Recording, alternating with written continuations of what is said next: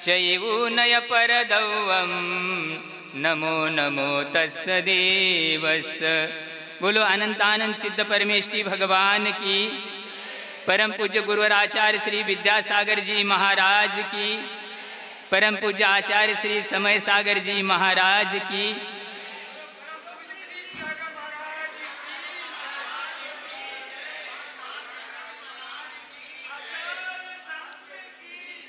कुछ कार्य संपन्न होने जा रहा था तो आपस में विचार विनिमय चल रहा था। तो बात आई, जो कार्य हम करने जा रहे हैं, जिसके संबंध में करने जा रहे हैं, उस व्यक्ति को भी पूछा जाए तो अच्छा रहेगा। बुलाया गया कि हम ऐसा ऐसा कार्य सोच रहे हैं, आपका क्या विचार है? तो उन्होंने कहा, पिताजी जैसा भाग्य में होगा, आप तो अच्छा ही करेंगे, वो तो आपके हाथ में, जैसा आप समझे। बस अब क्या हुई स्थिति? जो बात चल रही थी, बात बनते बनते बिगड़ जाती है। बिगड़ती क्यों है? अज्ञानता के कारण, कषाय के कारण। और उतने में ही मंत्रियों ने कहा, राजन अब समय बहुत हो चुका है, अपन वन विहार के लिए चल रहे, ये कार्य यही छोड़ दो, अभी ये कार्य तो अभी इसको स्थगित करो। और वन में पहुंचे और वहां भी देखा कि वो दृश्य देख करके उसको लगा, ये क्या है सारा मामला। तो उसके लिए भी पूछा कि भाई ये क्यों, ऐसी दशा आपकी क्यों हो गई? तूने कहा, ये तो सारा अपना किया हुआ कर्म है। तो बस उन्हें कहा, मेरा काम बन गया। और शहर में आकर करके अब ये निर्धारण कर दिया, संबंध इसी के साथ होगा। क्यों?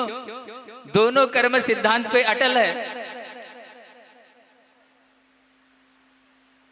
आप लोग पाठ पढ़ते ही है, क्या पाठ पढ़ते हैं? फल किसने पाया? उसने ही पाया, लेकिन ये करने वाले कब पाएंगे? वो भी तो बात है।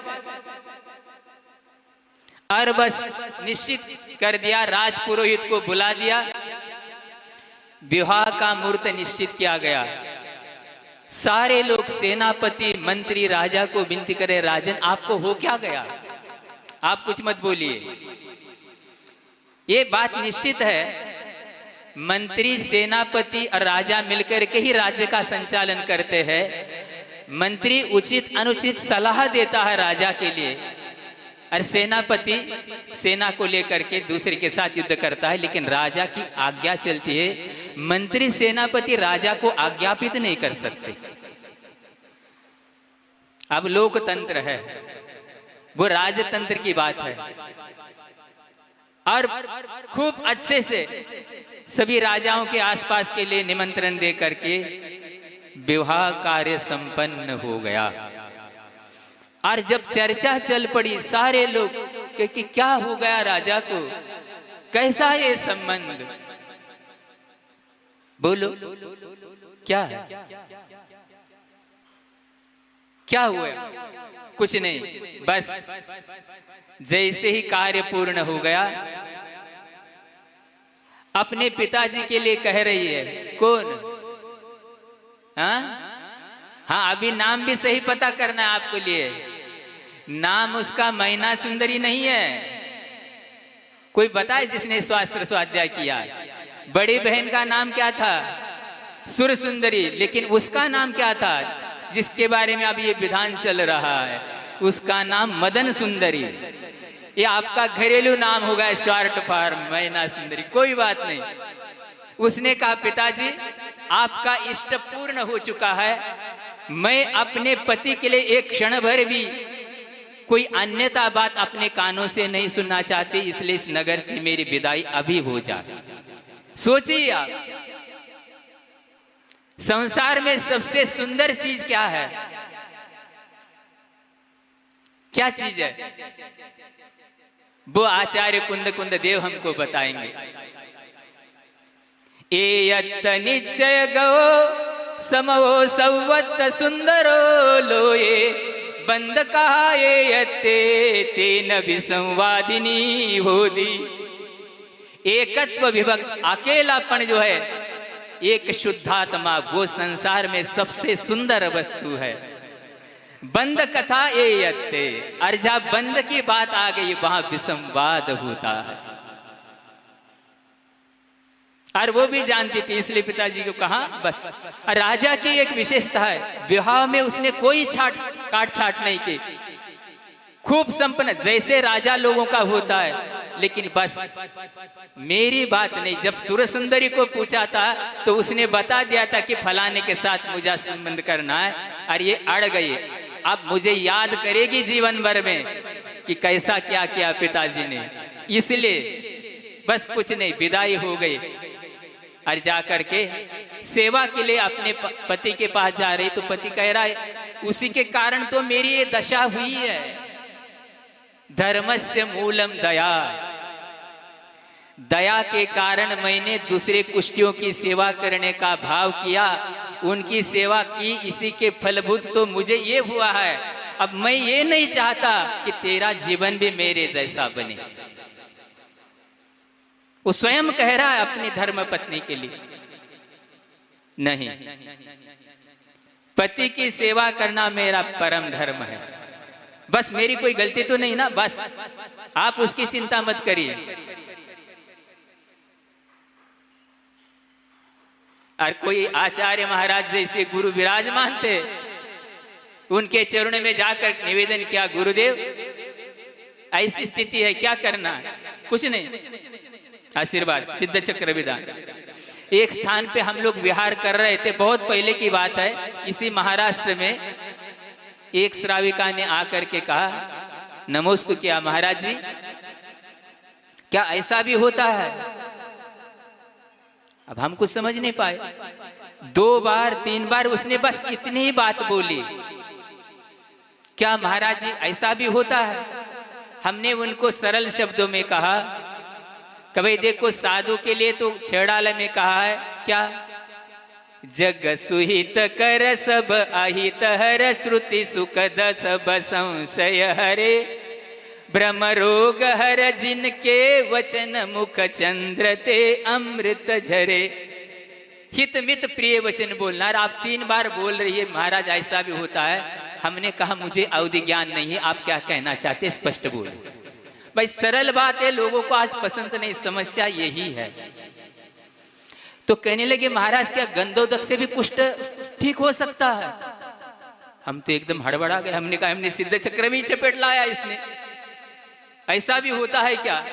प्रश्न देखो, ये श्राविका ही जो गुरु को भी मान रही, जिनेंद्र भगवान को भी मान रही, जिनवानी को भी मान रही, और फिर भी प्रश्न कर रही है। हमने कहा बहुत अच्छी बात है, आपका जिनेंद्र भगवान के ऊपर विश्वास है, गुरु के ऊपर भी श्रद्धा है, जिनवाणी के ऊपर भी श्रद्धा है। अब आज से एक आप कार्य करो, कभी भी कदाचित असाता वेदने के कारण से कोई रोग आ जाए, अस्वस्थता आ जाए, तो आपको किसी भी औषधि का प्रयोग नहीं करना। महाराज आप ऐसा कैसा बोल रहे? तो हमने कहा बात तो वही है, कोई एलोपैथी है, कोई नेचुरोपैथी है, कोई होम्योपैथी है, तो गंधोदक भी तो एक पैथी है। तो आपका जब विश्वास है ही कर्म के ऊपर, तो औषधि की क्या जरूरत है? सोचो आप। और उसने सिद्ध चक्र विधान पूरा कर दिया, और क्या गंधोदक जो सारे श्रीपाल और 700 कुष्ठियों के लिए सारा उनका कुष्ठ दूर होता चला गया, और थोड़ी सी निशानी बनी थी, और बाद में वहीं पर वापस सारा राजपुत्र तो थे ही वो, और जैसा रूप सुंदर लेकर के, और जैसे ही नगर के पहले वहां प्रवेश का प्रसंग आ गया, तो धीरे से अपने पति के लिए कहती है, वहां संदेश देना है राजा के लिए। अपने सिर पर लकड़ी की गट्ठा लेकर के सामने आना है, नहीं तो युद्ध के लिए तैयार होना है। वो कह रहे, आपको जिन्होंने जन्म दिया, पाला पोसा, मेरा इतना बड़ा उपकार किया, मेरे साथ विवाह करके मेरा सारा सब कष्ट दूर हो गया, उनके साथ के लिए कि रुक तो जाओ आप, मैं क्या कह रही इतना सुनो पहले। दो ही बातें कहना है, जैसे लकड़हाते रहते ना, घुटने के बराबर धोती पहनना है, बंडी और लकड़ी का गट्ठर लेकर के सामने आना है, अथवा युद्ध के लिए तैयार होना है। राजा असमंजस में पड़ गया, क्या किया जाए। अब मंत्री के लिए पूछा जाए, उस समय तो मंत्री की बात नहीं मानी, लेकिन अब तो मानना पड़ेगा। मंत्री ने कहा, राजन आप देखिए, अफाट सेना है, ना अपना नगर ना अपना कुछ यहाँ बचने वाला नहीं, युद्ध की बात तो आप सोचिए, हम आपके लिए विनय कर रहे हैं, ये बात भी आपके लिए कहना हमको संकोच हो रहा है, क्योंकि आप हमारे स्वामी हैं, राजा है, और आपके लिए भी ये दूसरी बात कहने में हमको संकोच हो रहा है, लेकिन आप पर्याय नहीं है। लेकिन आखिर वही करना पड़ा। दूर, थोड़ी दूर आ गए, वही वेशभूषा पहन करके,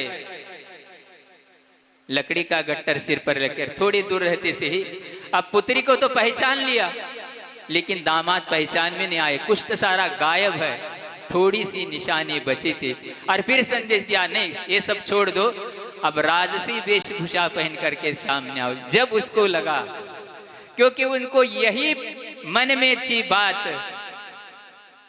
कि मेरे लिए हमेशा याद करती रही कि पिता ने क्या किया, लेकिन उसको विश्वास हो गया कि मदन सुंदरी के भाग्य का विधाता मैं नहीं हूं, उसका कर्म अच्छा है, और कौन सा बुरा पति मिला उसको। कहां पहुंच गए श्रीपाल, कहां तदभव मोक्षगामी पति मिला। सोचो, मतलब एक कितना व्यक्ति अपने अहंकार के पीछे क्या क्या करता है और क्या क्या होता है। समय आपका हो रहा, आज किसी कारण से आचार्य महाराज का आना नहीं हुआ, भाई श्रावक हमारे पास आ गए, हम तो सोचा ही नहीं था कि हमको आना पड़ेगा, लेकिन अब ये नागपुर वालों का पुराना बोलते ना भजन बोलते आप लोग, बहुत समय से आना जाना चलता ही। आप लोग यहाँ जो कार्य कर रहे, किसी परिवार के तरफ से होते हुए भी सभी लोगों ने इसमें भाग लिया है। ऐसा ही कार्य करते समय में हम लोग जो है हमेशा उत्साह के साथ, लेकिन ये हमेशा ध्यान रखना, कर्म सिद्धांत ये अटल चीज है। ये आपका जो आजकल के आधुनिक सारे जो सुविधाएं हैं, इसमें वायरस आ सकता है, लेकिन कर्म सिद्धांत में कभी वायरस नहीं आता। जो जिसने किया है उसमें रत्तो बदल वही कर सकता है। इसलिए गंधोदक का लगाना, श्रीपाल आदि सारे कुष्टियों का असाता का कम होना, उपादान और निमित्त कार्य दोनों से होता है। अकेले उपादान से भी नहीं होता और अकेले निमित्त से भी नहीं होता। इसलिए गंधोदक में ये शक्ति नहीं है। यदि आपके अंदर श्रद्धा है तो सब कुछ है, अरे यदि श्रद्धा नहीं है तो कुछ भी नहीं है। इसके लिए भी प्रासंगिक, आज दिनांक कितना है? 20 तारीख है। आचार्य कुंद देव जो गुरुदेव ने हम लोग को अष्टपाहुड़ पढ़ाया था, अरे अभी आपके सामने जो मंगलाचरण किया, मोक्ष पाहुड़, सिद्ध पद की हम लोगों को प्राप्ति करना है। मोक्ष पाहुड़ तो बाद में, लेकिन उसके पहले एक दर्शन पाहुड़ है। दर्शन का अर्थ जिनलिंग भी है, दर्शन का अर्थ मत भी है, और दर्शन का अर्थ सम्यक्त्व भी है। सारे अर्थ उसमें इंक्लूड है। तो कुंद देव ने हमारे लिए गाथा बता दी, 20वें क्रमांक की है। जीवादि सद्दहणम सम्मत्तम जिनवरे ही पन्नत्तम व्यवहारा निश्चय दो अपानम हवै सम्मतम। जीवादि पदार्थ का श्रद्धान करना सम्यक तो है ये व्यवहार से, और निश्चय से आत्मा ही सम्यक तो है। आत्मा मतलब आत्मा में आत्मा के द्वारा आत्मा के लिए जो विपरीत अभिप्राय से रहित 6 द्रव्य 7 तत्व 50 परमार्थ देवशास्त्र गुरु का जो श्रद्धान होता है, 8 अंगों से सहित 8 मदों से रहित 3 मूर्ता से रहित, उसी का नाम सम्यक दर्शन है। 2 चीजें हैं, सम्यक दर्शन, मिथ्या दर्शन। सम्यक मिथ्या दोनों विशेषण है, दर्शन कांस्टेंट है। जैसे ही विवाह हो गया वैसे पुत्री का क्या हो गया, वहां का सब अब शोर सूतक कहाँ पति के यहाँ चली गई तो वहां का सब चलेगा, अब यहाँ का कोई संबंध। तो महाराज ऐसा केवल ये भावों का खेल है, मान्यता बदल गई। जब तक पुत्री अपने घर में रहती अपने नाम के पीछे क्या लगाती है, कुमारी का, और जैसे विवाह हो गया क्या श्रीमती, क्या हो गया, ये अभिप्राय बदल गया। ये अभिप्राय का ही खेल है। इसलिए हम लोग भी, जैसा आप लोगों का हमेशा समर्पण रहा है सच्चे देव शास्त्र गुरु के प्रति, और इसी के फलस्वरूप आप लोग बार बार साधु संगति चाहते हैं, ऐसा करते करते हम लोग भी ऐसा अटल श्रद्धान रखते हुए इस प्रकार कार्य करें, क्योंकि श्रद्धा उसकी अटल थी।